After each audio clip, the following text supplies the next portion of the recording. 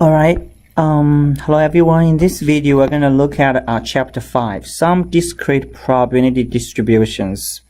So first one, section 5.1, you can just read that yourself. Section 5.2, binomial and multinomial distributions.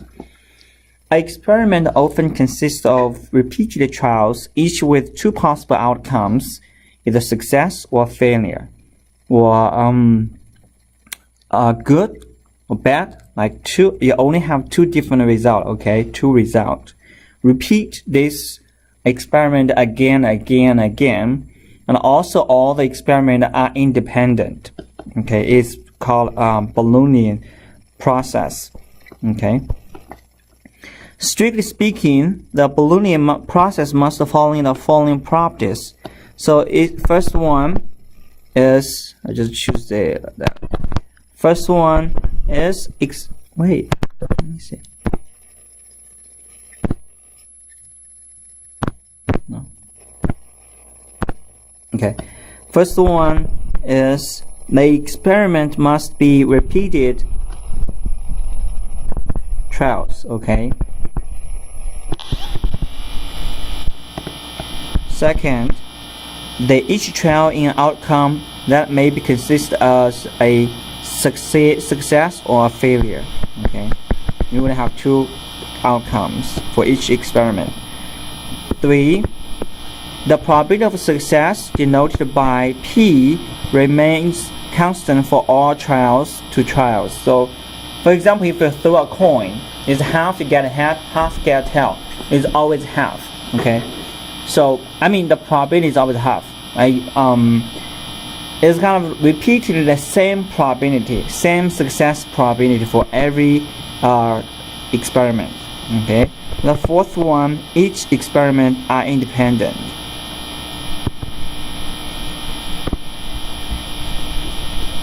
Okay, this is the Boolean experiment, Boolean process.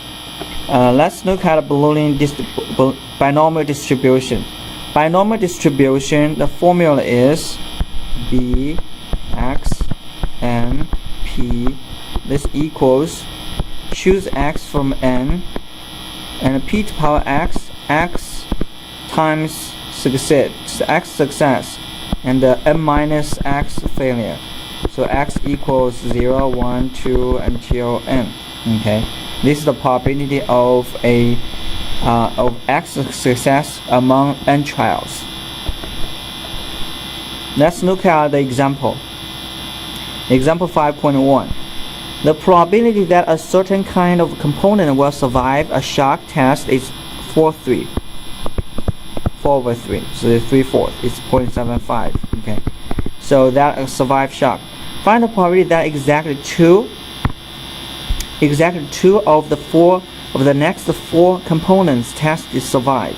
So in total, N equals 4, and X 2 succeed, so it's 2 survive, so X equals 2.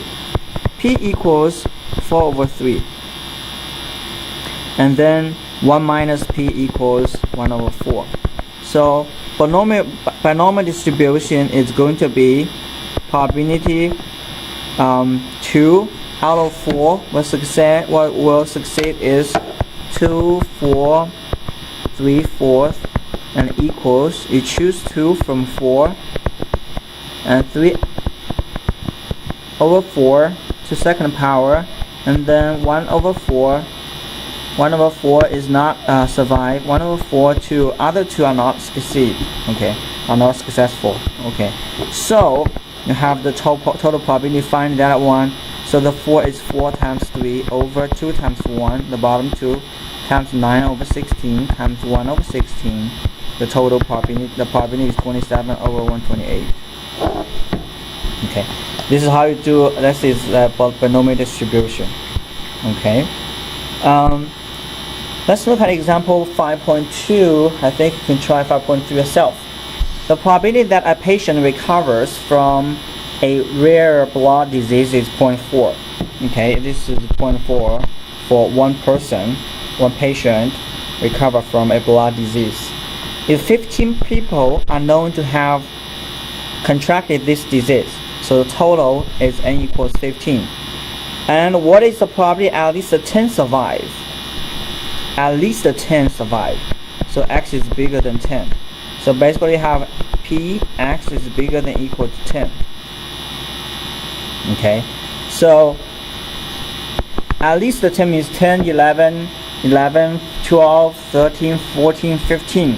If you want to do that, you can do directly, which is choose 10 from 15 and 0.4 to 10, 0.6 to the rest of 5 and not survive, plus 11 survive, 4, 15, and 0.4, 11 people survive, 4 people not survived, and or plus select 12, 15, 12 people survived, 0.4 to 12 power 12 times 0.6 to power 3, because together is always 15, plus 13, 15.4 and 13.6 square, and plus 14, 15.4 to power 14 times 0.6 to power 1, plus all of them survived times 0.4 to power 15 and times 0.6 to power 0.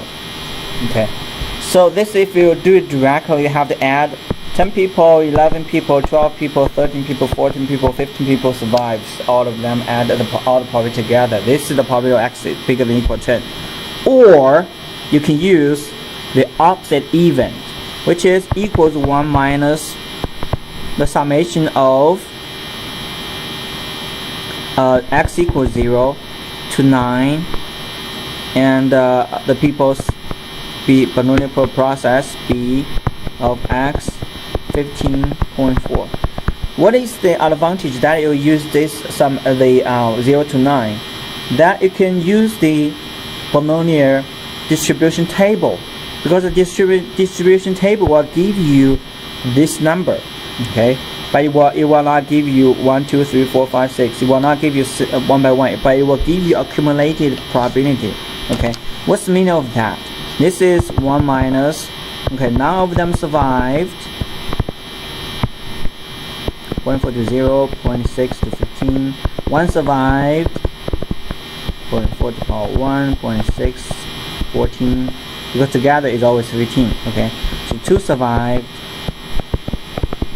0.4 square, 0.6, 13. 3 survived, 0.4, 3, 0.6, 12. Continue until 9 people survived. 0.4 to power 9, 0.6 to power 6. Because together is 15. Okay, this is the meaning of this. But you might think, oh, that's even more than what I have to do. 0, 1, 2, 3, 4, 5, 6, 7, 8, 9. But the advantage is that you have a distribution table for this, a bunch of probability here. From the table you can do that. So from the table you can find that value is 0.9662, and you direct the answer is 0.0338. Your whole calculation is find the table, find this value, and you are done with it. Okay, so if you do directly all of this, you have to find each of them. But if you use a table, you can find this value directly from the table. Okay, so what about the probability from 3 to 8 survive? So it's p x less than equal to 8 bigger than equal to 3. Well, this is going to be the x equals 0 from 0 to 8. Okay, polynomial distribution x 15 and 0.4 minus is pretty much like a 0 to 8. And now I'm looking for 3, 4, 5, 6. I'm looking for this. So I just use 0 to 8, subtract 0 to 3, but 3 is contained here, so 3 must not contain here. So it's x equals 0 to 2, bx 15 and 0.4. The reason I use this, because I can use a table to find this one. I can use the table to find this one. So both values will be given. Both of these two values will be given from the table. Okay, there is a distribution table. Then you just find the table and find these two numbers subtracted. Okay, that's how you do this one.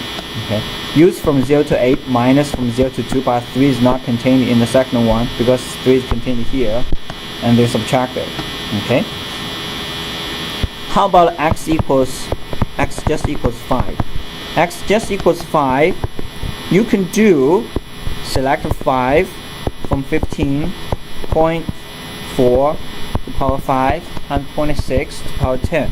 This is x just equals 5.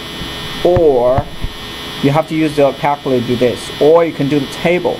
You can use distribution table, find x from 0 to 5. This is the value you can find, okay, and b x 15.4 and a minus x equals 0 to 4, because 5 minus 4, if you do 0 to 5, if you 0 minus 0 to 5 minus 0 to 4, then it's just 0, just the 5 remain.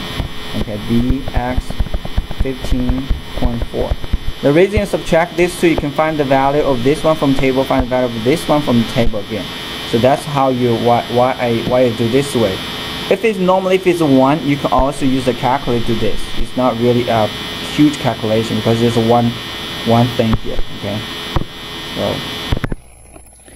Okay. So next you can read that 5.3 yourself, and the mean value and the standard deviation, or the mean value of the variance. The mean value of the binomial distribution is n times p, and then the standard deviation of the binomial distribution is n times p times q. Okay, so this is a pretty simple formula. It's very easy to use. Okay, let's see. I think the example 5.4, it should be simple. I can tell from the example. And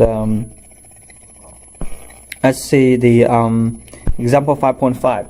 Find the mean and the variance of binomial random variable of example 5.2 and use Chebyshev theorem to interpret the interval mu plus or minus 2 sigma. So first, example 5.2. Example 5.2. We have the polynomial. The probability 15 is the m, and probability is 0.4.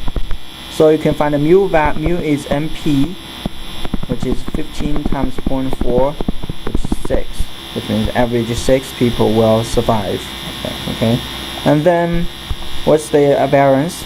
The variance is mpq, which is 15 times 0.4. Q is 1 minus 0.4, which you find the answer is 3.6.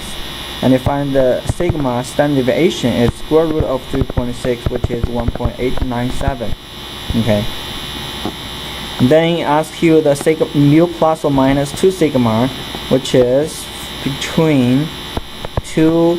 You can mu is 6 minus 1.897 times 2, or 6 plus 1.8972 times 2.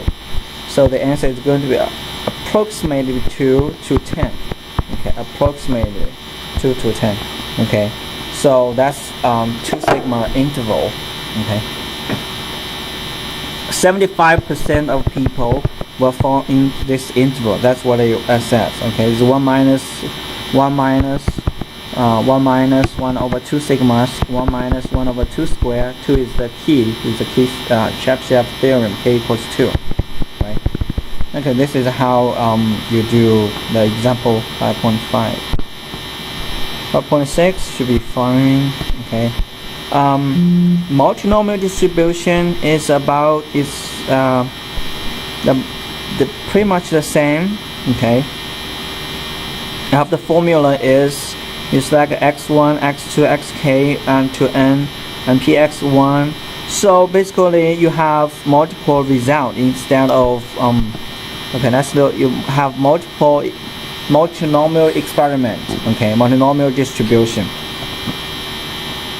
Basically, you have E1 occurs x1 times, E2 occurs x2 times, and ek occurs xk times. But all the trials are still independent. Okay, so this is the distribution. If a trial gave a result, k outcomes E1, E2, E3, and until ek with the probability of P1, P2, Pk. The probability distribution of random variable x1, xk represents the number of outcomes of e1, e2, ek in any independent trials is n select n x1, x2, xk. Okay, so there is an example here. Okay, the example here. Example 5.7. The complexity of arrivals and departures of planes at airport is such that computer simulation is often used to model the ideal conditions. For a certain airport with 3 runways, it is known that the ideal settings for the following are probabilities that individual runways are accessed by randomly arriving commercial jet. Runway 1 probability is 9 out of 2. Runway 2 probability is 1 out of 6. Runway 3 is P3 is 11 over 18. Well, if you add P1 plus P2 plus P3, for sure it's going to be equal 1. Okay. And what's the probability of 6 randomly chosen arriving airplanes are distributed in the following fashion? So 2 from 1 and 1 and 3, you have 6 chosen from 6. The first one is 2 out of 9 P1. 2 of them are landing on the first one. Second one is probability of 1 over 6 to power 1, and the number 3 is 11 over 8. You have 3 planes over 3, and then this is a 6 factorial over 2 factorial over 1 factorial over 3 factorial for the multinomial distribution. Then you have 4 over 81 times 1 over 6 times 11 over 3 cube power 8 cube power is 0.1127, which is not really hard. Okay, this is the first. This is the multi-binomial distribution. Okay, I think let me say. Hypergeometric distribution, and next one is going to be the negative binomial and geometric distribution, and then the Poisson distribution, Poisson process.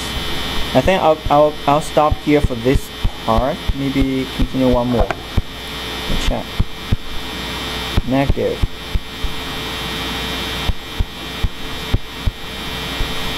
Well, I think I want to continue one more here. Hypergeometric distribution. Hypergeometric distribution is, in general, we'll just look at this distribution sample.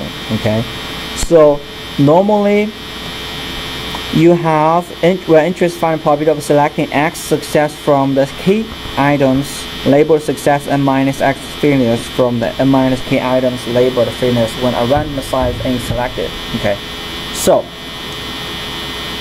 this means a random size of n is selected without replacement of n items.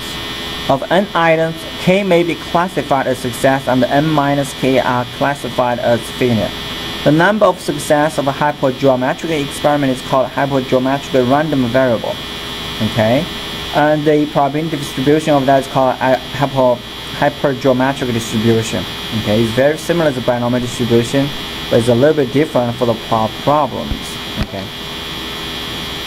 So the hypergeometric distribution does not require independence and is based on sampling down without replacement.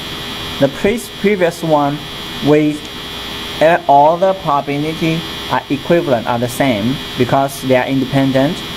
The probability never change. Is 1/4. Is always 1/4. Okay, for each experiment. For the second one, the hypergeometric distribution, you might just leave continue, and the next probability probably is different. Okay, for example, let me see. A particular part that is example 5.8. A particular part that is used as an injection device is sold in lots of 10. The producer deems a lot acceptable if no more than one defective is in the lot. A sampling plan involves 3 random samplings and testing 3 of the parts out of 10. If none of the 3 is defective, the lot is accepted. And comment on the utility of this plan. So solution is, if there's one is defective, is not acceptable. So which means 0 of the 3 is defective. So we choose 0 from 2. Okay, let's assume lot is unacceptable. For example, 2 out of 10 parts are defective. So 0 over 2, you have 2. Okay. Then choose the rest of 3 from the 8 good components. Okay, this is a solution. Okay, assume that lot is truly unacceptable. For example, that 2 out of 10 are defective. The probability that a sampling finds the lot. Then the bottom total is choose 3 from random 10. Okay. So this is how you this is a lot unacceptable because it's no more than one defective is lot. No more than one defect in the lot. Okay. So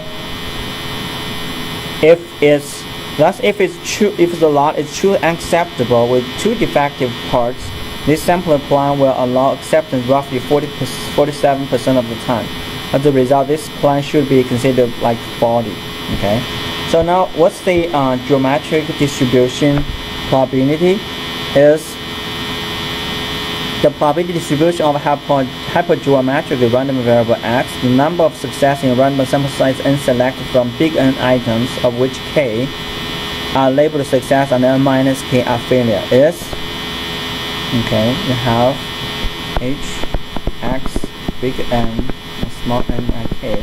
Okay, so you have x select is your n, you have k success, which you have n minus x not success, and n minus k a failure. Okay, then big is n and small n. Okay, so let's look at second one. Lots of second example, example 5.9. Lots of 40 components, each are deemed unacceptable if they contain 3 or more defectives. So out of 40, if they contain 3 or more defectives, the procedure of sample a lot is select 5. So every time you select 5, if the producer sample is select 5 components, I randomly reject the lot if a defective is found. Okay, and what is the probability that exactly 1 defective is found in sample if there are 3 defectives in the entire lot?